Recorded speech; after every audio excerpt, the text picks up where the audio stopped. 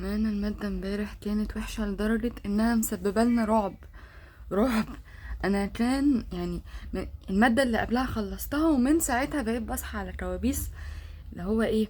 انا خلصت مادة يوم الاربعاء، وعارفة بقى ان مادة يوم السبت دي مادة الميكانيزمات بتاعة الدكتور الفلاني.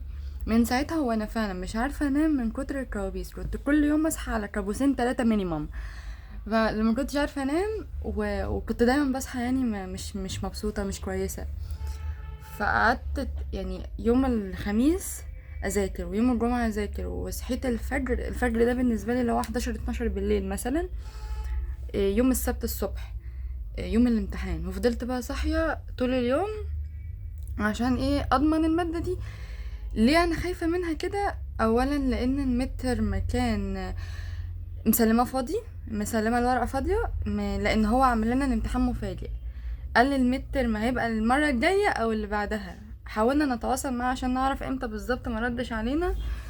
فاتفاجئنا بقى يومها بيقول لي الامتحان اهو يا دكتور، احنا ما نعرفش ومش مذاكرين. قال لا، انا قلت المره اللي فاتت وانا عارف انا بقول ايه. يا دكتور حضرتك قلت المره الجايه ولا بعدها، ما حددتش يعني.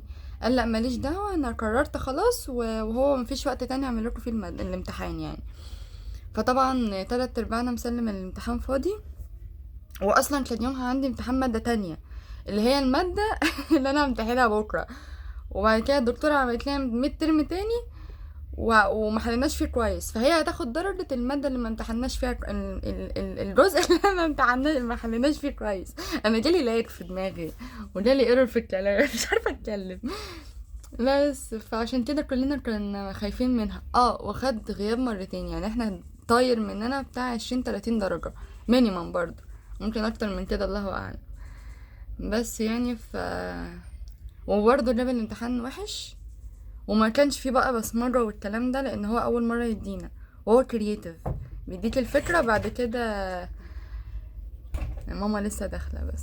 يديك الفكرة وهو بقى يلعب بدماغه كده. بس فما حلتش بقى كويس، فربنا يستر بقى في المادة دي، فادعيلي بقى كتير. بالرغم من ان المادة برضو يعني معدتش على خير، لان اول مرة احلم حلم كويس النهاردة. يعني انا بقى اللي هو ايه، ادركت بقى ان الكوابيس اللي انا كنت عمالة احلم بيها دي كانت فعلا بسبب المادة بتاعت امبارح.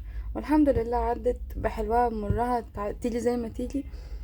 بس هي الفكرة بقى انه يعني خلاص الواحد خدت المادة بتاعت امبارح، خدت طاقتي كاملة. انا مش عارفة بقى هخلص الاربع خمس مواد الفاضلين دول ازاي. هو ربنا يستر بقى. قاعدة مرهقة وصاحية مرهقة. ده انا امبارح في الامتحان كنت مرهقة، مش قادرة اكمل الامتحان. حياة ربنا. جيت على نص الامتحان كده وفقدت الشغف، عايزة اقوم زهقت. انا لما باجي بعد يعني في نص الوقت بزهق، ببقى عايزة اقوم. انا امبارح باجي نص الوقت ولسه ما خلصتش، وكنت عايزة اقوم، كنت اسيب لهم امتحان انا تعبانة في دماغي. اول مادة في حياتي اقعد فيها لحد يعني يعني قبل اخر الوقت بربع ساعة كده. يعني انا قمت الا ربع. يعني أنا مش عارفة ايه القرف اللي انا فيه ده. يلا.